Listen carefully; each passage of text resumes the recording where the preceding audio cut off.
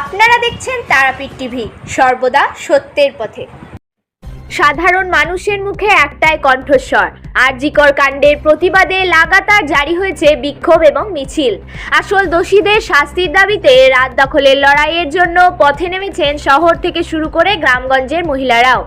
রাত্রিবেলায় মহিলাদের সুরক্ষা দিতে এই দাবি নিয়ে কখনো মশাল হাতে নিয়ে মিছিল, কখনো মৌন মিছিল, আবার কখনো প্যাকার্ড হাতে নিয়ে মিছিল করে প্রতিবাদ জানাচ্ছেন।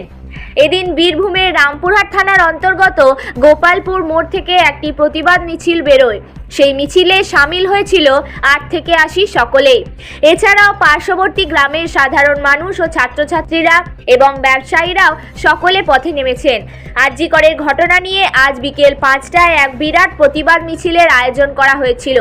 সেখানে সামিল হয়েছিল অধিকাংশই মহিলারা, স্কুল পড়ুয়া ছাত্রছাত্রী, শিক্ষক, পথচলতি মানুষ, ব্যবসায়ীরা ও আশেপাশে এলাকার মানুষজন।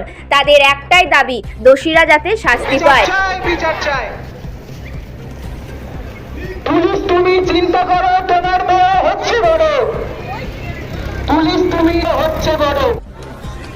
লড়াই লড়াই লড়াই চাই, আর কি করে বিচার চাই, বিচার চাই, বিচার চাই, বিচার চাই, বিচার চাই, বিচার চাই, বিচার চাই, বিচার চাই, বিচার চাই, বিচার চাই, বিচার চাই, বিচার চাই। We want justice, we want justice, we want justice, we want justice, justice, justice,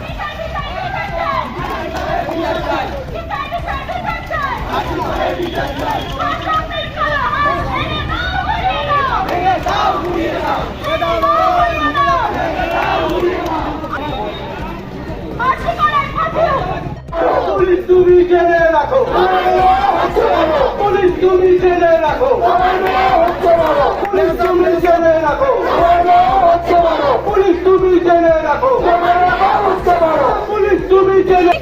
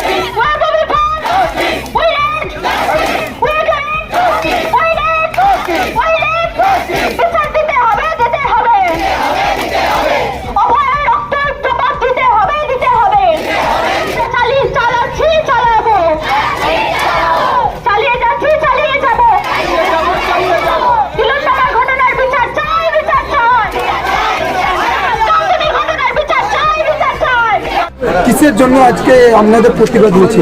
আরজিকরের মহিলা ডাক্তারের ওপরে যে অমানবিক অত্যাচার হচ্ছে, সেই জন্য আমরা পুরো এলাকাবাসী 3-4টে গ্রাম মিলে আজকে প্রতিবাদ মিছিল বার করেছি। ওই মহিলা ডাক্তারের ওপর যে অমানবিক অত্যাচার হয়েছে সেটা আমরা প্রতিবাদ জানাচ্ছি। কারণ একজন ডাক্তারের ওপর যদি এত অত্যাচার হতে পারে, তো আমরা সাধারণ মানুষের ওপর অত্যাচার হবেই। ওই ডাক্তার ঢাকে আছে বলেই আমরা বেঁচে আছি, ডাক্তারের জন্য সব কিছু হয়। আমরা যখন অসুস্থতায় ডাক্তারের কাছে যাই। এবার একজন ডাক্তার যদি সেভ না থাকে, তাহলে তো সাধারণ মানুষের কোনো মূল্য নাই।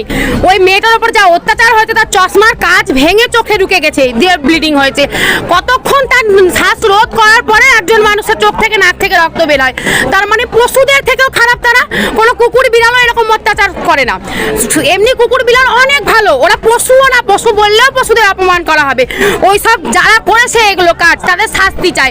আমরা চাই ওই মেয়েটা যতটা কষ্ট পেয়ে পেয়ে মরেছে, তাদের যাতে যারা দোষী তারাও তার থেকে ডবল কষ্ট পাক, এবং যারা এটাকে আটকাচ্ছে বা লুকাচ্ছে যে কারা আছে, তাদেরও শাস্তি চাই আমরা।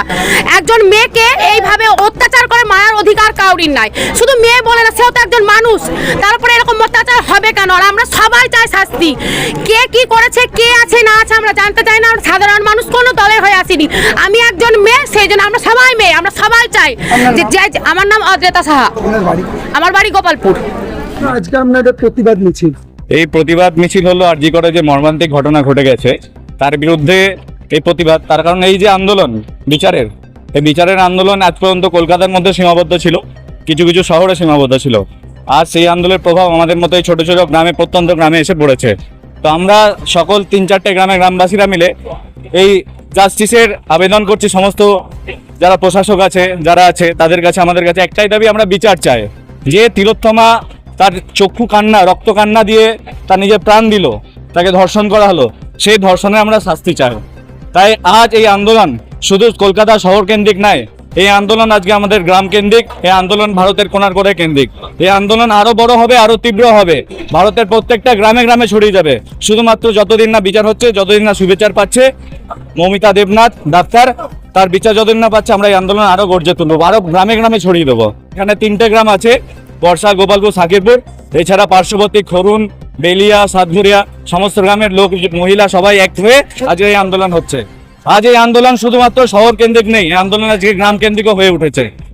আমরা সবাই বিচার চাই আর এই বিচার নিয়েই ছাড়বো।